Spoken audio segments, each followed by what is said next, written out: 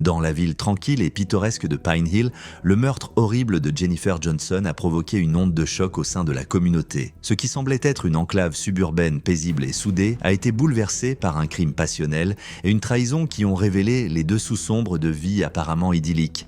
Les vies de deux couples, Daniel et Linda Garner et Mark et Jennifer Johnson, se sont entremêlées d'une manière qui a conduit à l'obsession, à la tromperie et finalement au meurtre. Daniel Garner est un architecte respecté, connu pour son attitude charmante et son mariage apparemment parfait avec Linda, une enseignante dévouée. Mark Johnson, un conseiller financier prospère, et sa femme Jennifer étaient les amis les plus proches des Garner. Les deux couples ne se contentèrent pas de partager des barbecues entre voisins et des week-ends en amoureux. Ils pratiquaient également l'échange consensuel de femmes, ce qui, dans un premier temps, a apporté de l'excitation et de la nouveauté dans leur vie. Cependant, sous la surface de ce mode de vie non conventionnel, des émotions dangereuses se préparaient. La fascination de Daniel pour Jennifer s'est transformée en une obsession dévorante, dont Linda, sa femme, était douloureusement consciente. Jennifer, sentant l'intensité des sentiments de Daniels, décida de mettre fin à cet arrangement sans se rendre compte des conséquences mortelles que sa décision allait provoquer. Daniel et Linda Garner sont mariés depuis 10 ans et, de l'extérieur, leur mariage semble être un modèle de stabilité et de bonheur. Daniel était un architecte prospère, connu pour ses conceptions novatrices et sa personnalité charismatique. Linda, enseignante en 3e année, était aimée de ses élèves et respectée par ses collègues. Ils vivaient dans une charmante maison de la rue Maple, entourée d'un jardin bien entretenu dont Linda était très fière. Mark et Jennifer Johnson ont déménagé à Pine Hill il y a 5 ans et se sont rapidement liés d'amitié avec les Garner.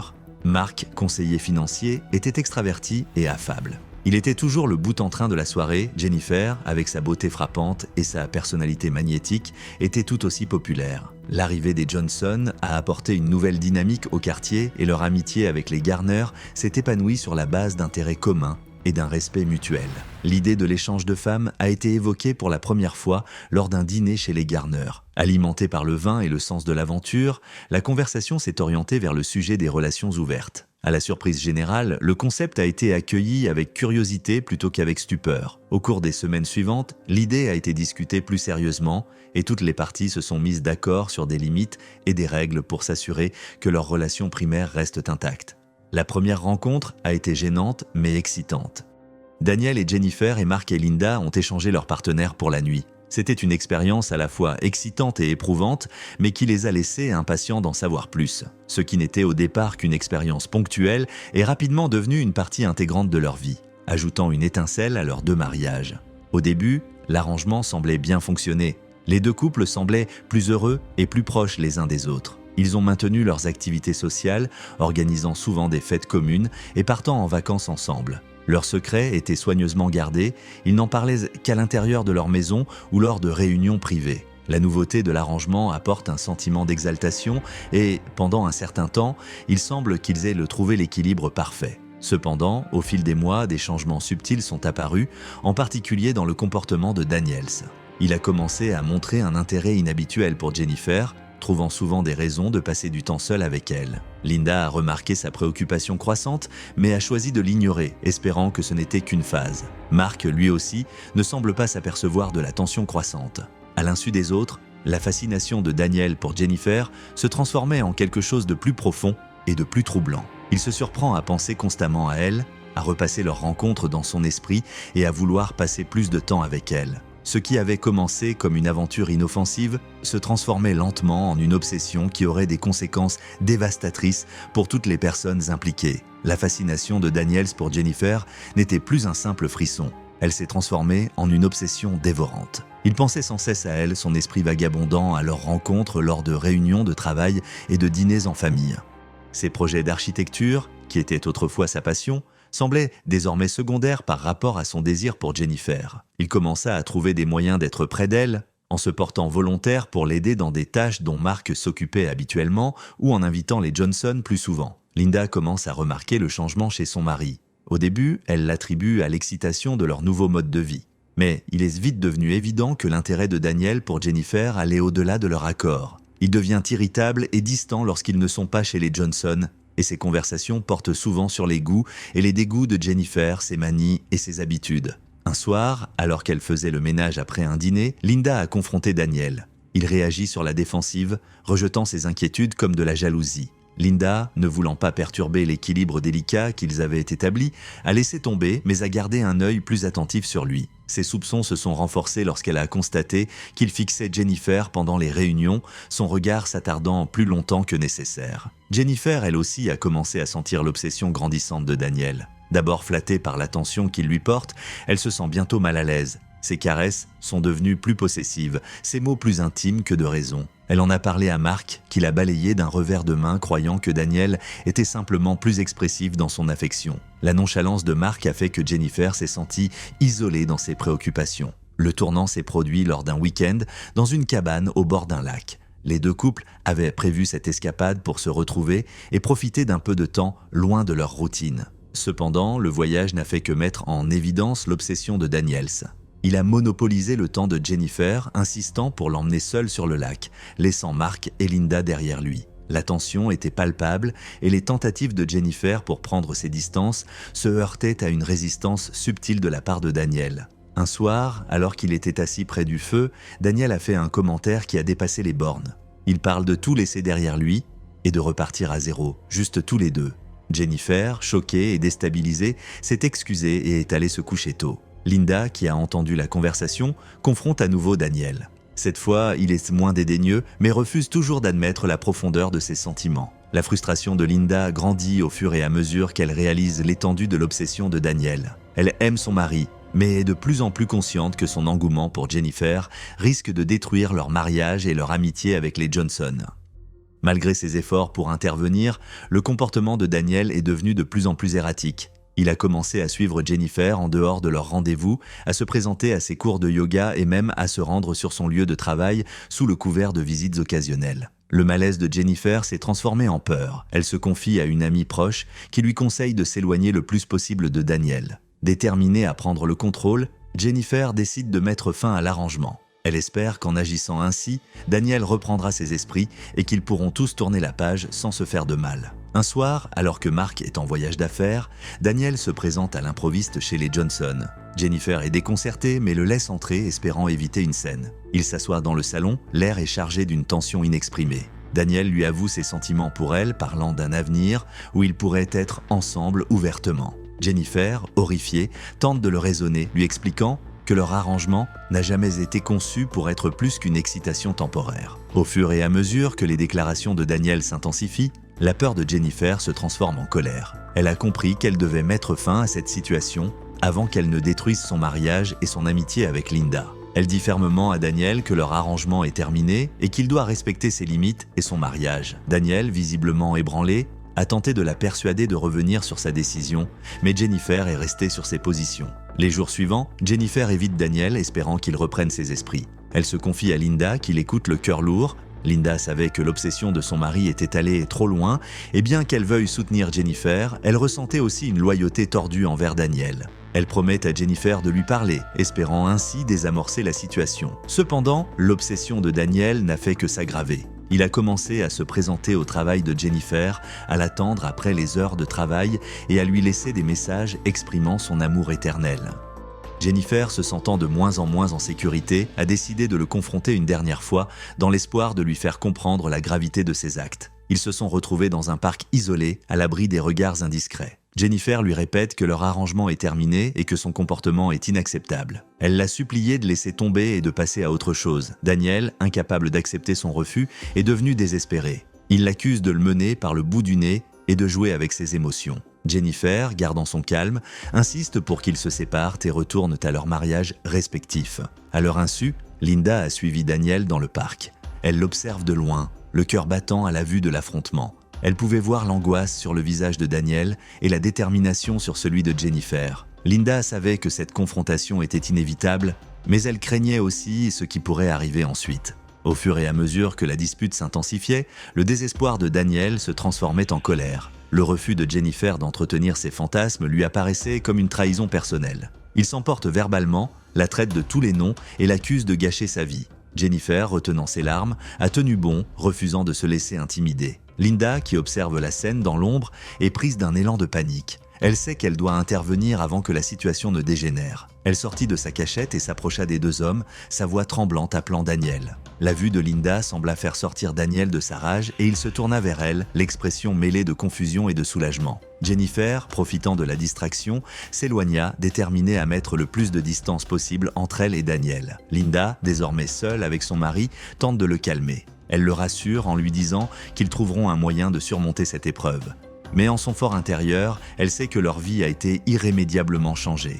La liaison avait atteint son point de rupture et la décision de Jennifer de mettre fin à l'arrangement avait déclenché une chaîne d'événements irréversibles. La poussière retombée, l'étendue de l'obsession de Daniels et la profondeur de la complicité de Linda allaient bientôt apparaître au grand jour, menant à une conclusion tragique et violente. La confrontation au parc a laissé Daniel dans un état de trouble. Le rejet ferme de Jennifer et l'apparition inattendue de Linda l'avaient profondément ébranlé. Il est rentré chez lui ce soir-là, l'esprit en proie à un tourbillon de colère, de trahison et de désespoir. Linda, sentant la tempête qui se prépare en lui, tente d'apaiser ses pensées troublées. Mais Daniel reste inconsolable. Les jours suivants, le comportement de Daniel devient de plus en plus erratique. Il oscille entre des accès de colère intense et un profond découragement. Il ne se rend plus au travail et passe ses journées à ressasser le rejet de Jennifer et les injustices qu'il a subies. Linda, incapable de le joindre, sent sa propre frustration et sa peur grandir. Elle savait que quelque chose devait changer, mais elle n'était pas préparée à la tournure dramatique que prendraient bientôt les événements. Jennifer, quant à elle, était déterminée à aller de l'avant. Elle évite tout contact avec Daniel, se concentrant sur son travail et sa relation avec Mark. Elle n'a pas révélé à son mari toute l'étendue de l'obsession de Daniel. Craignant sa réaction et les retombées potentielles, elle espérait qu'en coupant les ponts, Daniel finirait par accepter la fin de leur arrangement et la laisserait tranquille. Un soir, en rentrant du travail, Jennifer trouve Daniel qui l'attend devant chez elle. Son cœur se serre à sa vue et elle se prépare à une nouvelle confrontation. Elle s'approche prudemment de lui, d'une voix ferme mais posée, et lui demande de partir. Daniel, les yeux fous de désespoir, la supplie de lui donner une dernière chance de s'expliquer. Jennifer, sentant la futilité de la conversation, essaya de passer devant lui, mais Daniel lui attrapa le bras. Sa poigne était serrée et douloureuse, et Jennifer pouvait lire la folie dans ses yeux. Elle lutta pour se libérer, sa voix s'élevant lorsqu'elle exigea qu'il la lâche. Le bruit a attiré l'attention d'un voisin qui est sorti pour voir ce qui se passait. Voyant le voisin, Daniel a relâché Jennifer et s'est enfui. Jennifer, secouée et effrayée, remercie le voisin et se précipite à l'intérieur. Elle appelle Linda, espérant trouver un moyen de résoudre la situation sans faire appel à la police. Linda, entendant la peur dans la voix de Jennifer, accepte de la rencontrer le lendemain pour discuter de la manière de gérer le comportement de plus en plus instable de Daniel. Le lendemain, Linda rencontre Jennifer dans un café local. Jennifer, épuisée et tendue, lui explique sa rencontre avec Daniel et sa crainte croissante pour sa sécurité. Linda l'écoute attentivement, l'esprit agité par les tentatives d'élaboration d'un plan. Elle promet à Jennifer de parler à Daniel et de lui faire comprendre que leur relation est terminée. Après la réunion, Linda est rentrée chez elle et a trouvé Daniel dans un état d'agitation. Elle l'a confronté à l'incident avec Jennifer, sa voix étant un mélange de colère et d'inquiétude. Daniel, se sentant acculé, s'en prend à elle, l'accusant d'avoir pris le parti de Jennifer et de l'avoir trahi. La dispute s'envenime et Linda, craignant pour sa sécurité, se retire dans leur chambre. Cette nuit-là, les pensées de Daniel s'assombrissent. Il ne pouvait accepter que Jennifer l'ait rejeté et que sa propre femme soit contre lui. Dans son esprit tordu, il pensait que la seule façon de résoudre la situation était d'éliminer la source de sa douleur. Il a décidé que s'il ne pouvait pas avoir Jennifer, personne ne pourrait l'avoir. Par une nuit froide et claire, Daniel se rendit chez les Johnson. Il savait que Mark n'était pas en ville, laissant Jennifer seule. Il entre par une fenêtre latérale et se dirige vers la chambre où Jennifer dort. La voir, paisible et inconsciente, alimente sa rage et son désespoir. Il saisit un couteau de cuisine et s'approche d'elle. Son esprit est rempli d'un mélange chaotique d'amour et de haine. Jennifer s'est réveillée en voyant Daniel se tenir au-dessus d'elle, le couteau brillant dans la faible lumière. Elle tente de crier, mais Daniel lui couvre la bouche, sa poigne est forte et inflexible. Dans un accès de rage, il lui plonge le couteau dans la poitrine, étouffant ses cris. Alors que la vie de Jennifer s'éloigne, Daniel se tient au-dessus d'elle, l'esprit embrumé par des émotions contradictoires. Après le meurtre, Daniel s'est enfui, les mains tachées du sang de Jennifer. Il est rentré chez lui, où Linda l'a trouvé tremblant et incohérent. Elle a immédiatement compris ce qu'il avait fait et, dans un moment de loyauté tordue, elle a décidé de l'aider à dissimuler le crime. La vie qu'ils avaient construite, les secrets qu'ils avaient gardés, tout était en jeu. Linda savait que s'il voulait nous survivre, il devait agir rapidement et de manière décisive. Linda, animée par un sens tordu de la loyauté et de la préservation de soi, a rapidement pris le contrôle de la situation. Elle a conduit Daniel à la salle de bain, lui demandant d'enlever ses vêtements et de se laver du sang. Son esprit s'emballe devant l'urgence de leur situation. Elle savait qu'ils devaient agir vite pour couvrir le crime et protéger leur vie secrète. Alors que Daniel se tenait sous la douche chaude, l'eau devenant rose autour de ses pieds, Linda rassembla ses vêtements et les plaça dans un sac en plastique. Elle frotta le sol là où il avait marché, s'assurant d'éliminer toute trace de sang. Une fois Daniel nettoyé, elle le fait asseoir et le force à raconter chaque détail de ce qui s'est passé. Malgré son état émotionnel, Daniel réussit à faire un récit cohérent. La voix tremblante, sous le poids de ses actes, Linda élabore un plan. Ils doivent se créer un alibi et se débarrasser de toute preuve les reliant au crime. Elle a appelé un ami de confiance, prétendant que Daniel avait été avec elle toute la soirée, s'assurant ainsi que leur alibi était étayé. Elle s'est ensuite rendue dans un endroit isolé à l'extérieur de la ville où elle a brûlé les vêtements tachés de sang de Daniel et l'arme du crime, priant pour que le feu consume toutes les preuves restantes. La police a interrogé tous les habitants du quartier, y compris les garniers. L'alibi soigneusement élaboré par Linda résiste à l'examen et Daniel, bien que visiblement bouleversé, parvient à ne pas éveiller les soupçons. L'enquête semble piétiner, aucune piste concrète ne menant aux garniers. Bien qu'ils aient réussi à échapper aux autorités, les conséquences psychologiques du meurtre pèsent lourdement sur Daniel et Linda. Daniel devient de plus en plus paranoïaque. Convaincu que la police se rapproche de lui, il s'éloigne de ses amis et de ses collègues, s'isolant dans un réseau de peur et de regrets. Linda, bien qu'extérieurement calme, sent la pression de leur secret s'exercer sur elle. Elle est devenue hyper vigilante, scrutant chaque interaction et chaque comportement pour y déceler des signes de suspicion de la part de leur entourage. Les semaines qui ont suivi le meurtre de Jennifer ont été pour les garniers une succession de tensions et de déceptions. Linda a pris le rôle de stabilisateur, gérant la paranoïa de Daniel tout en veillant à ce que leur façade publique reste intacte. Elle surveillait les nouvelles pour connaître l'évolution de l'enquête, soulagée que la police ne semble pas avoir de pistes solides. Cependant, Linda savait que le maintien de leur couverture nécessitait plus qu'un simple alibi. Il devait créer un récit qui détournerait l'attention de Daniel. Elle suggère à Daniel de paraître plus affligé par la mort de Jennifer afin de s'aligner sur le chagrin de la communauté et d'écarter tout soupçon. Lors des rencontres sociales et des réunions de la communauté, Daniel a joué le rôle de l'ami en deuil. Il parle de Jennifer avec un mélange de tendresse et de tristesse, ses yeux se remplissant souvent de larmes. Mark, dévasté et cherchant désespérément des réponses, semble apprécier l'empathie de Daniel. Ne soupçonnant jamais l'implication de son ami dans la mort de sa femme, l'état mental de Daniel s'est encore détérioré, sa culpabilité se manifestant par des cauchemars et des hallucinations.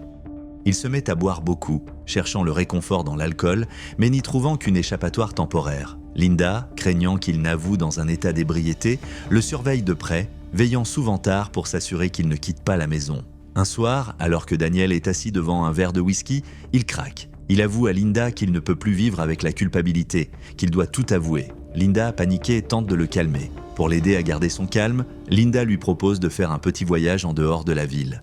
Ils se rendent dans une cabane isolée dans les montagnes, espérant que le changement de décor aidera Daniel à retrouver un semblant de paix. L'isolement leur a procuré un répit temporaire, leur permettant de planifier leurs prochaines étapes sans la pression constante de l'enquête qui pèse sur eux. Pendant leur séjour à la cabane, Linda a insisté sur l'importance du secret. Elle a enseigné à Daniel comment gérer les interrogatoires de la police et les interactions avec le public, l'entraînant jusqu'à ce qu'il puisse répondre sans hésitation. La détermination de Linda à protéger leur mode de vie et à éviter l'emprisonnement a alimenté son acharnement à préserver leur histoire. De retour à Pine Hill, les Garner ont repris leur vie avec un but renouvelé. Daniel, bien que toujours hanté par ses actes, réussit à présenter un visage plus stable.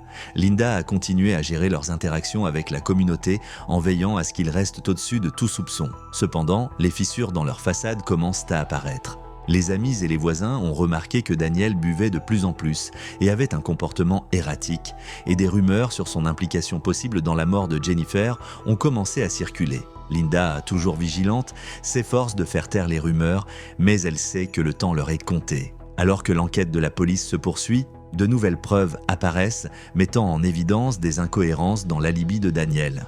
Le monde, soigneusement construit par les Garner, est sur le point de s'effondrer et la vérité n'a jamais été aussi proche d'être révélée. L'inspecteur Mitchell interroge les Garner séparément, notant les divergences dans leurs récits. L'alibi soigneusement élaboré par Linda tient la route et l'état émotionnel de Daniel semble correspondre à celui d'un ami en deuil.